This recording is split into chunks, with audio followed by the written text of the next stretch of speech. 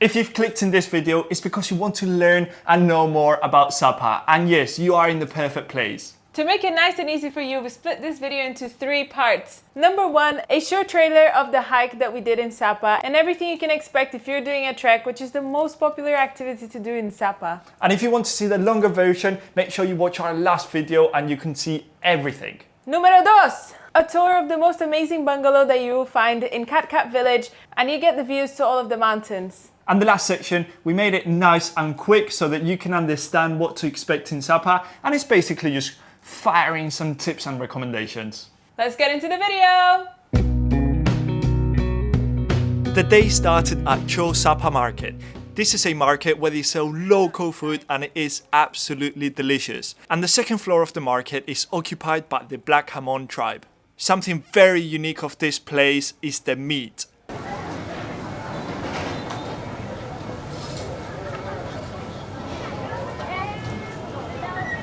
Oh, dog! Oh my god, Booba! It's a dog. Oh no! It's a dog. Oh my god. I can't. That's so sad, I'm gonna cry. Yes, you saw it right. They were selling dog meat. Anyways, throughout the whole hike, we couldn't stop getting amazing views. And at one point, we were even above the clouds. But let's not forget about our tour guide, Mama Mao. She's a member of the Black Hamon tribe and she taught us so much about her culture that we felt like part of the tribe at the end. Anyways, at one point we stopped for lunch and as we kept walking, we came across buffaloes, horses, snakes, butterflies. Something very unique and that we didn't even know existed is the bamboo forest, which as the name suggests is literally bamboo, which is insane. It was such a cool experience, but we did have to be careful because it was quite slippery. We must say that this hike was very special thanks to Mama Mao, and later you will see why. And of course, if you come to Sapa, you can't miss the rice farms. Once we arrived to the Black Hamon village, Mama Mao gave Caro the opportunity of making ink with the indigo plant, and this is something that we will never forget. And to put the cherry on top of the cake, we had happy water, which is an alcohol made with rice, and then we topped it off trying on traditional Black Hamon clothes. If you want to see the full trek, make sure you check the video in our channel. And this is our bungalow. We chose the one with the garden view, however, it's not only garden view. Just imagine you wake up, and as you wake up, you open your eyes and you've got the Vietnamese mountains in front of you. And in case you didn't know this about Sapa, it can get really cold here during the night and sometimes even during the day. And you can tell by the massive duvet that we get. It's so thick and so comfortable. It kind of gives a bit of a luxurious vibe, especially with this view. And last but not least, you can tell it's a pretty small bungalow, but you've got here the entrance to the toilet, which is pretty big. On one end, you've got the toilet. And on the other end, you've got the shower with, again, the stunning views. I must say though, if you are showering with the blind open, some people in the swimming pool may see you. They would definitely see you. And now let's jump on to our Sapa travel tips and recommendations. For our first recommendation, if you want to have these views with the mountains and the rice fields, we would recommend you stay in Cat Village rather than Sapa city center. And it's only a 20-minute walk, so it's not like you are going far away from the city. You're actually just right next to it.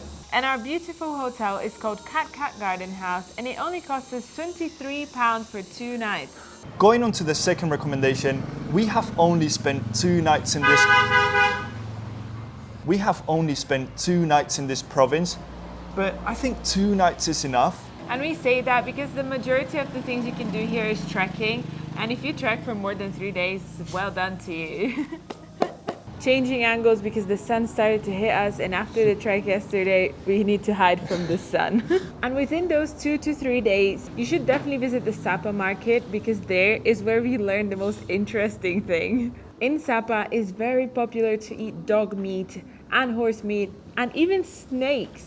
Basically anything that moves. Even though dog meat is popular here, just thinking about eating dog meat gives me goosebumps. So it's definitely not something we are willing to try. But if you have ever tried it, please let us know down in the comments what it tastes like and if you recommend eating it. Before coming to Sapa, we did a bit of research about the culture and history, and we did learn that in this province there are quite a lot of tribes. In fact, around 4 to 5 tribes, and they all come from South China, but they are totally different to each other. The easiest way to get to know the tribes is by trekking. And as you saw, we got to meet the Black Hmong tribe yesterday. Which is the biggest tribe in Vietnam. Talking about trekking, it is a must do in Sapa, and the reason for that is because you can get to know so many different cultures and also so many different people on your hike. We had the most amazing group of people, and it was quite small as well, which made it feel even more personal, that at the end we even exchanged Instagrams. The experience was unbelievable, and not just because of the views, but also our tour guide was so funny. Mama Mao, lots of love if you're watching this. You truly made our experience one of a kind. And don't worry if you're not an experienced trekker, like last time we did a trek was probably 2 years ago, but here you find different types of treks from easy to hard. And I'd say our trek was moderate. Ask my toes.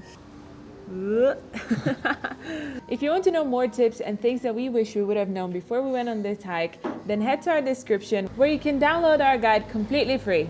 Well, that's been our time in the north of Vietnam in Sapa. We'll see you in Ha Long Bay. As a bonus clip, we're trying deep fried horse with garlic for 250k. We finally have it in front of us, the horse meat. First glance, it just looks like pork, but smells interesting, like beef mixed with pork. The fat is so hard. It's a workout to chew the fat. But in flavor, it doesn't taste like any other meat that I've tried before, but it's a good flavor. I just don't know how to describe it. Would you eat it again? I would. However, it seems to be the most expensive meat we've tried so far in Vietnam.